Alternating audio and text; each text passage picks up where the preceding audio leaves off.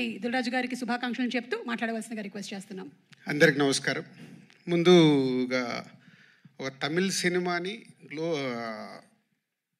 Pan India cinema చేసిన శంకర్ గారికి, ఒక తెలుగు సినిమాని ఇప్పుడు గ్లోబల్ సినిమా చేసిన రాజమౌళి గారికి ఫిలిం ఇండస్ట్రీ తరపున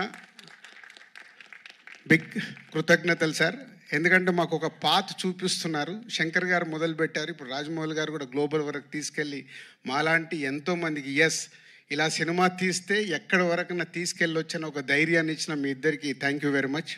అండ్ గేమ్ చేంజర్ ఆల్రెడీ మొన్న యుఎస్లో మాట్లాడాను, మళ్ళీ ఫోర్త్కు చాలా దాచుకోవాలి. సో ఈరోజు ఓన్లీ ట్రైలర్.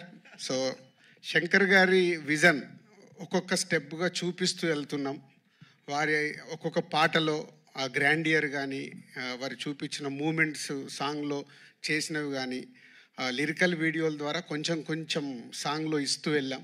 ఒక టీజర్ ఇచ్చాం, ఈరోజు ఒక ట్రైలర్ వరకు వచ్చాం. సో ఇది ఇంకా నా లెక్కన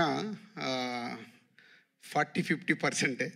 సో చాలా దాచిపెట్టి శంకర్ గారు 10th రోజు అందరికీ చూపించబోతున్నారు. ఈ సినిమాలో ఎన్నో మూమెంట్స్ అన్ప్రెడిక్టబుల్గా ఉంటాయి, అది మట్టు ఖచ్చితంగా చెప్పగలుగుతాను. నిన్నే తమన్ బ్యాక్గ్రౌండ్ స్కోర్ చేస్తూ రమ్మంటే ప్రసాద్ ల్యాబ్కి వెళ్తే 2 రీళ్లు చూపించాడు. అది చూసిన తర్వాత ఇంకా గట్టిగా తొడగొట్టాలని ఉంది, కానీ ఓవర్ అవుతుందని ఆగిపోతున్నాను. సో 10th వరకు మీలాగే మేము కూడా ఒక ఎగ్జైట్మెంట్ని ఆపుకుంటూ ఒక గొప్ప సినిమా అంటే ఒక కమర్షియల్గా శంకర్ గారు ఎన్నో సినిమాలు నేను ఎప్పుడు చెప్తుంటాను. ఒక జెంటిల్మెన్ దగ్గర నుంచి భారతీయుడు కానీ, ఒకే ఒకటి కానీ, శివాజీ కానీ, ఆఫ్టర్ లాంగ్ టైం మళ్ళీ శంకర్ గారు ఒక స్ట్రేట్గా తెలుగులో సినిమా చేస్తూ అలాంటి సినిమా మాకు ఇచ్చినందుకు వారికి కృతజ్ఞతలు.